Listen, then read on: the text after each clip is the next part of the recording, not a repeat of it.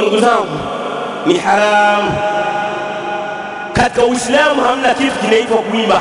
Kama mnaniona mimi naimba, basi naimba kwa sababu wakubwa zangu wanaimba. Said Hussein anaimba kaswida nyingi tu zipo katika mitandao, lakini Sheikh Al-Hadi aliimba, Sheikh Ali Mzee Komori aliimba, na kuimba, ikiwa Mungu ameruhusu kuimbwa Qur'ani, itakuwa kuimbwa Mtume sallallahu alaihi wasallam. Na malizia hili kwa kusema, Mtume anasema laisa minna man lam yataghanna bil Qur'ani, si katika sisi yule ambaye haimbi Qur'ani. Laisa minna man lam yataghanna bil Qur'ani. Kwa hiyo ikiwa Qur'ani inatakiwa mtu aghani, maana aimbe Qur'ani. Assalamu alaykum wa rahmatullahi wa barakatuh. Alhamdulillahi rabbil alamin. Wa ashhadu an la ilaha illa Allah wahdahu la sharika lah. Wa ashhadu anna Muhammadan abduhu wa rasuluhu. صلوات الله وسلامه وبركاته عليه وعلى آله وصحبه أجمعين.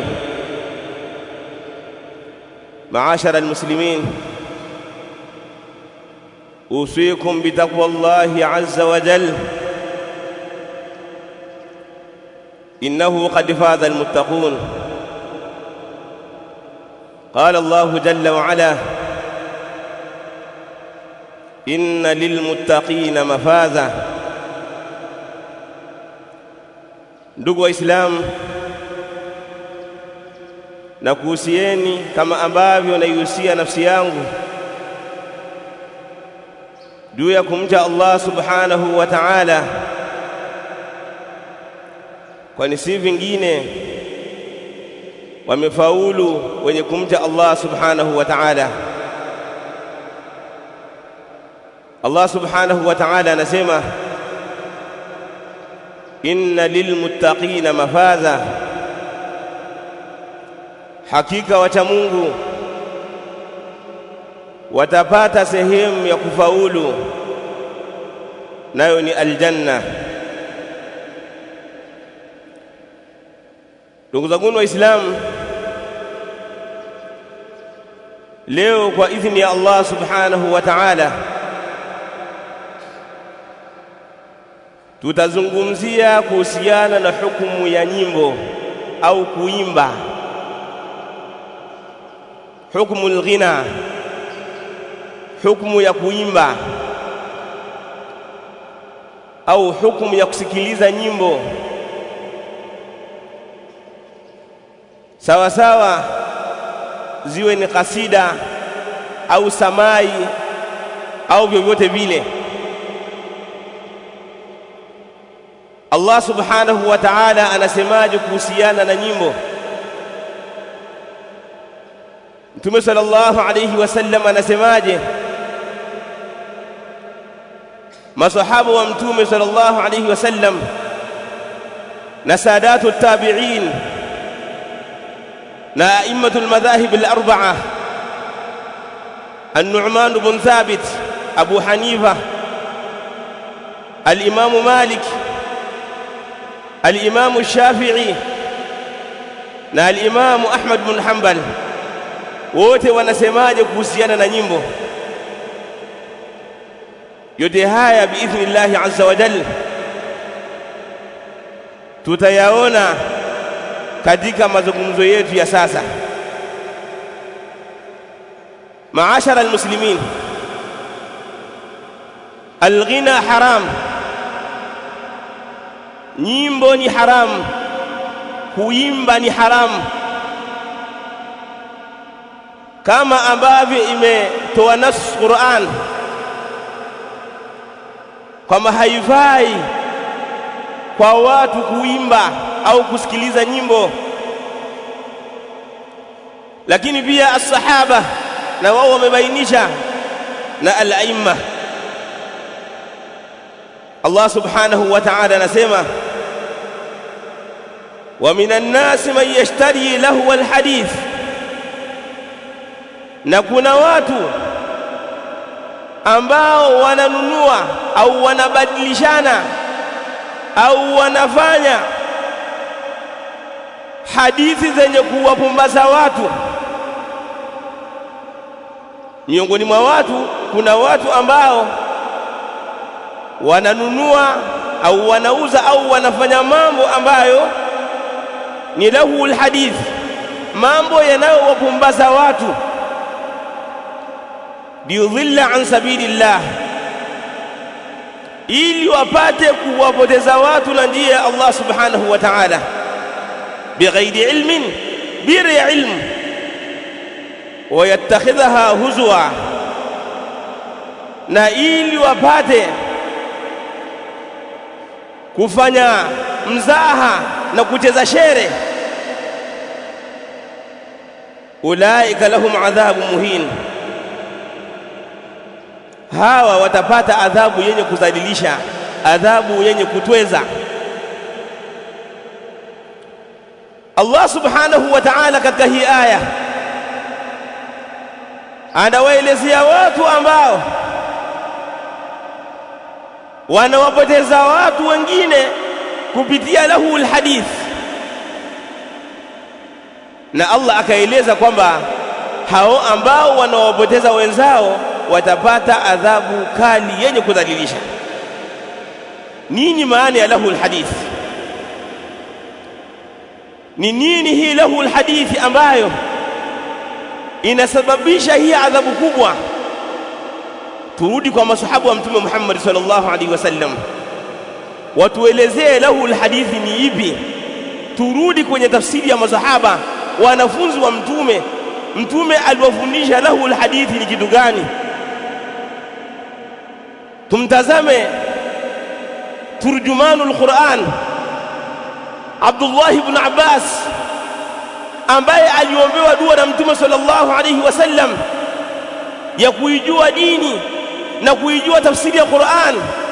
Abdullah ibn Abbas anasemaje kuhusiana na lahul hadith? Akasema alghina wa ashbahuhu, akasema lahul hadith ni nyimbo, kuimba na mfano wake.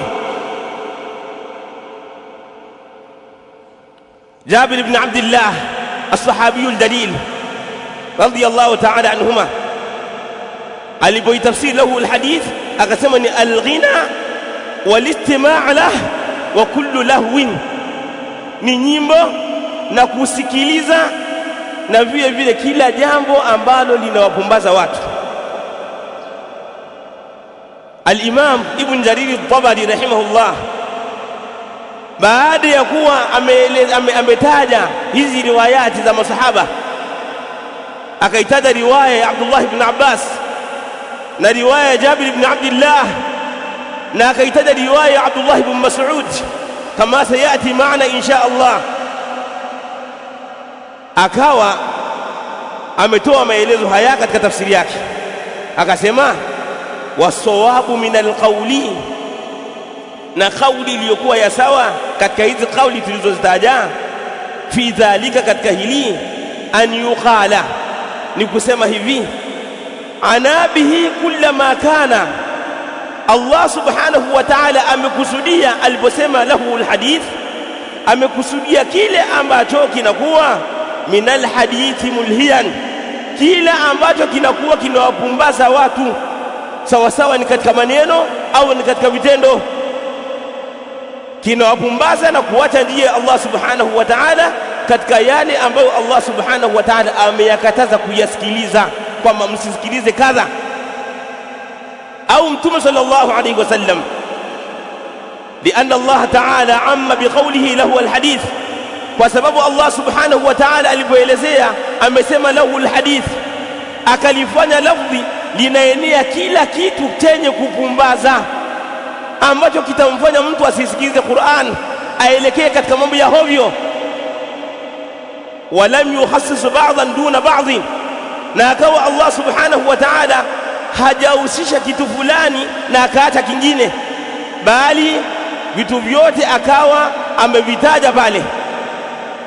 Fadhalika ala umumihi, kwa hivyo lafdhi litabakia katika kwamba linaenea, kila kitu kinabaki katika ujumla wa lahu alhadith, hatta yati ma yadullu ala khususihi, mpaka ije dalili ambayo itaondoa kwamba ukiimba kasida hii inatoka, ukiimba samai inatoka, ukiimba hiki, ukipiga twali inatoka. La, vyote vinaingia katika lahul hadith, kama anavyosema al-Imam Ibn Jarir al-Tabari, anasema wal ghina'u washirku min dhalika, nyimbo na kuimba, shirki pia, vyote vinaingia katika lahul hadith.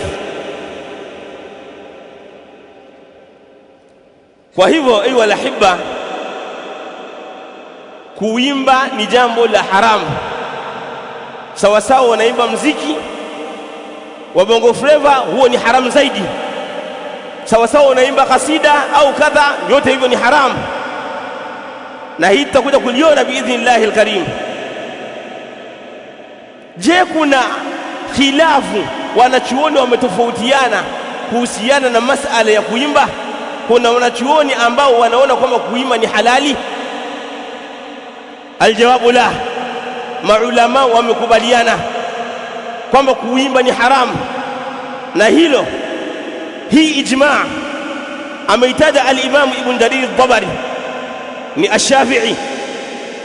al-Imam Ibn Salah ash-Shahrazuri ni ash-Shafi'i, na al-Imam Ibn al-Mundhir, na amesema Abu Tayyib al-Tabari ash-Shafi'i, wote hawa ni a'immatu shafi'iyya, wamesema kwamba wale wanachuoni ambao wamekhalifu, haya ni maneno ya Abu Tayyib al-Tabari, anasema wale wanachuoni ambao wamekhalifu wakadai kwamba inafaa kuimba ni wanachuoni ambao kauli zao katika Uislamu hazizingatiwi, ni watu ambao ni matu'unun fihim, ni watu ambao wamejeruhiwa. Anasema as-sahabiyul jalil Abdullah ibn Mas'ud radiyallahu ta'ala anhu kuhusiana na kuimba na kusikiliza nyimbo, anasema al-ghina yumbitu al-nifaqa fi al-qalbi kama yumbitu al-ma'a az-zar'a. Nyimbo na kusikiliza nyimbo, huku kuimba huku kunazalisha unafiki katika moyo. Ukiwa unasikiliza mara kwa mara muziki, nyimbo mbalimbali, basi kuna jambo ambalo linaingia katika moyo wako la unafiki, unazalikana, kama vile ambavyo maji yanaotesha mmea. Siku moja mtu fulani akaenda kwa Abdullah ibn Abbas as-sahabiyul jalil, baada ya kutokea watu wanaimba nyimbo za kuwaelekeza watu katika dini, kuwaelekeza watu waswali, watoe sadaka, watoe kadha. Zilipotokea hayakuwepo katika zama za Mtume sallallahu alaihi wasallam masala kama haya. Sasa walipotokea watu ambao wanafanya hivyo, mtu mmoja akaenda kwa Abdullah ibn Abbas akaulizwa, nini hukumu ya mambo haya? Ahalalun am haramun? Je, kuimba ni halali au ni haramu? Abdullah ibn Abbas akasema, araaita alhaqqa walbatil, hivyo unaona haki na batil, idha jaa yawm alqiyama, vikida siku ya kiyama, fa aina yakunu alghina? Je, kuimba kutakuwa upande wa haki au utakuwa upande wa batil? Yashi aljawab, wewe mwenyewe jijibu nafsi yako. Kama wewe uko na Abdullah ibn Abbas utamwambia nini? Akasema yule bwana, ma'al batil, kuimba kutakuwa pamoja na batil. Abdullah ibn Abbas akasema, kad aftaita nafsak, hapo shaijibu nafsi yako kwamba kuimba ni jambo ambalo limesimama katika batil. Kwa hiyo kuimba, ndugu zangu, ni haramu. Katika Uislamu hamna kitu kinaitwa kuimba. Katika Uislamu hamna kitu kinaitwa kuimba. Anasema al-Imam Abu Hanifa an-Nu'man bin Thabit rahmatullahi ta'ala alayhi wa ridwanuhu, anasema at-taghanni haram fi jamii al-adyan, kuimba ni haram katika dini zote. Amesema Imam Ahmad ibn Hanbal Shaybani rahimahullah, al-ghina yumbitu an-nifaqa fi al-qalb, kuimba na kusikiliza nyimbo kunazalisha unafiki katika moyo. La yu'jibuni, kuimba mimi sikutaki. Sasa binaan ala hadha alkalam, ala kalami al-a'imma, tunakuta kwamba kuimba ni haramu. Sasa kwa mfano mathalan, mtu akasema kwamba wale wanapokuwa wanaimba wanawahimiza watu kuacha dunia, wanahimiza watu kutoa sadaka, kuwasaidia mayatima maskini, kuacha ubahiri, kuacha dhulma wama ila dhalik. Vipi hilo linaweza kuwa haramu? Tuambia hayo mambo yanakatazwa na kitabu na sunna. Qur'an na sunna ndivyo ambavyo vinakataza mambo haya. Kwa hiyo tutatumia hadithi, tutatumia Qur'ani kuvikataza vitu hivi. Lakini pia maulama hawa ambao tumewataja, si kwamba wale waliokuwa wanaimba waliwaambiwa kwamba jamani, mnaoyafanya haya ni haramu, kwamba walikuwa wanaimba miziki ya bongo flava au taarabu. Hapana, hawa walikuwa wanaimba nyimbo za kuambia watu waelekee katika kheri. Lakini maulama wakawaambia hivi mnavyofanya ni haramu, katika Uislamu hamna kuimba. Hivi ndivyo ilivyokuwa. Si kwamba hukumu iliyotolewa ni watu walikuwa wanasifia wanawake au wanasifia zinaa au liwati au madawa ya kulevya, bangi. Si hivyo. Ni watu ambao walikuwa wanawaondoa min alfani ila albaqi, walikuwa wanahimiza watu waachane na dunia waelekee akhera. Lakini pamoja na hayo maulama wakasema kwamba ni haram, wakatoa hukumu kwamba ni haram. Na haya maneno ya kwamba nyimbo zilizokatazwa ilikuwa ni sampuli hii, yani kama vile kasida, anashidi islamia. Haya maelezo ameeleza al-Imam Ibn al-Qayyim rahimahullah ta'ala, na al-Imam Ibn al-Jawzi na Abi Tayyib al-Dabari al-Shafi'i, wakaeleza hayo kwamba mradi wa nyimbo ambazo maulama walizikataza ilikuwa ndio hizi, kwamba zilikuwa zinawaondoa watu waachane na dunia.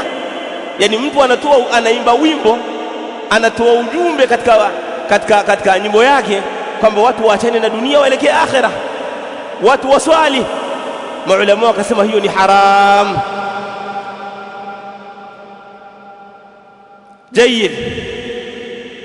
Sasa lau kama hao maulama waliohukumu hizo nyimbo kwamba ni haramu, wangeona hizi taarabu, wangeona taarabu au mtu amekaa mbele ya wanasiasa au mbele ya maharusi aimba, wangesemaje? Wangeshuhudia hayo, na maana wangefanya ukali zaidi kuliko vile ambavyo walivyofanya. aqulu ma sami'tum wa astaghfirullah li wa lakum wa lisa'il muslimina min kulli dhanbin wa khati'ah fastaghfiruhu innahu huwal ghafurur rahim wa huwal barrul karim. alhamdulillah ala ihsanihi والشكر له على توفيقه وامتنانه، وأشهد أن لا إله إلا الله وحده لا شريك له تعظيما لشأنه، وأشهد أن سيدنا ونبينا محمدًا عبده ورسوله الهادي إلى رضوانه، صلى الله وسلم وبارك عليه وعلى آله وعترته وأصحابه وإخوانه. معاشر المسلمين، فيه بعض الناس الكرماء في قومهم يفعلون أشياء من المنكرات مثل الغنى، ويحتجون بها بالأدلة المزيفة وبأشخاص لا قيمة لهم. Ndugu Waislamu, kuna baadhi ya watu ambao wanafanya mambo ya munkar, kisha baadaye huyaletea dalili na kuyaletea ushahidi ambao ni feki, kwamba nimefanya hivi kwa sababu kuna ushahidi kadha, na huo ushahidi, hiyo dalili aliyoitaja, hajaleta maana yake kwa mujibu wa maulama, hajaiweka sehemu yake, au anastadili kwa watu ambao inawezekana sheria haiwazingatii. Yani katika matamshi ya kisheria au katika ulimwengu wa maulama hauwazingatii. Kuna mtu mmoja aliimba katika baadhi ya maeneo, watu wakamnasihi kwa kheri, ilikuwa akubali nasaha, kwa sababu anayekunasihi anakupenda. Yeye akafanya interview katika baadhi ya kanawati, katika baadhi ya channel, akaanza kuleta ushahidi ambao ni feki, ambao wala haifai kusema, bali alikuwa inatakiwa sema nimekosea, nimerudi katika haki, na yule mwenye kurudi katika haki anakuwa ni mbora, na kurudi katika haki ni fadhila. Kwa hiyo akataja mambo mawili ambayo yanamsababisha yeye kuimba.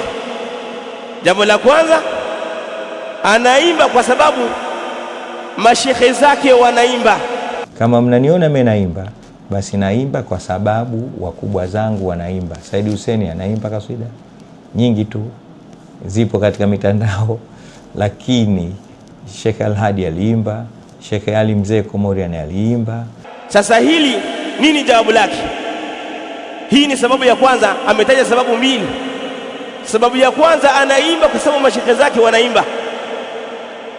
Tumwangalia al-Imam Ibn al-Jawzi rahimahullah anasemaje alipokuwa ametaja maneno ya Abu Tayyib al-Tabari al-Shafi'i, alipoelezea kuhusiana kwamba nyimbo ni haramu, kuimba ni haramu, na kwamba haifai kumnasibishia Imam Shafi'i rahimahullah kwamba anajuzisha kuimba.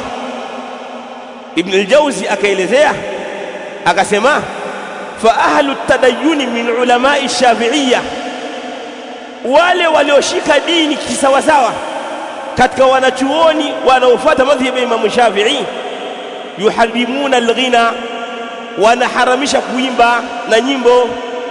Wa innama rakhasa fi dhalika ba'd mutaakhirihim, walioliruhusi hilo la kuimba ni baadhi ya wanachuoni wa Kishafi'i waliokuja baadaye. Man qalla ilmuhu, wale ambao elimu zao ni kidogo, wa ghalabahu hawa, na wale ambao wanaendana na matamanio, hawataki Qur'ani wala Sunna.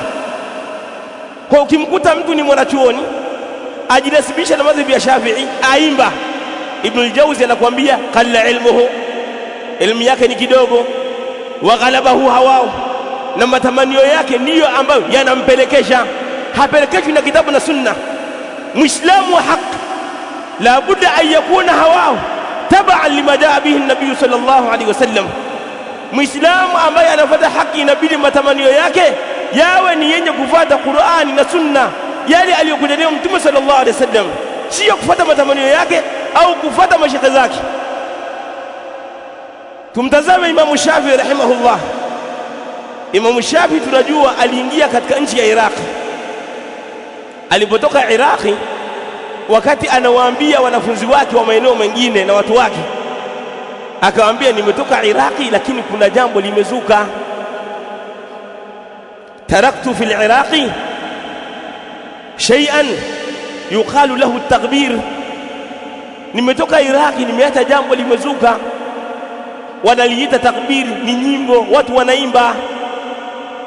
Ahdathahu zanadiqa, waliozusha kuimba ni mazindiki, akawita zanadiqa, hakusema ni maulama, alisema ni zanadiqa. Imam Shafi'i, yasudduna bihi anil Qur'an, wanawazuia watu kwa nyimbo zao kusikiliza Qur'an. Hii ndiyo kawaida ya watu ambao unawaona kweli ni wanachuoni lakini waimba. Ibn al-Jawzi anasema qalla ilmuhum wa ghalabahum hawa, hawa elimu zao ni kidogo lakini wanafuata matamanio yao. Lakini Imam Shafi'i amewaita kwamba wao ni zanadiqa, wao ni mazindiki.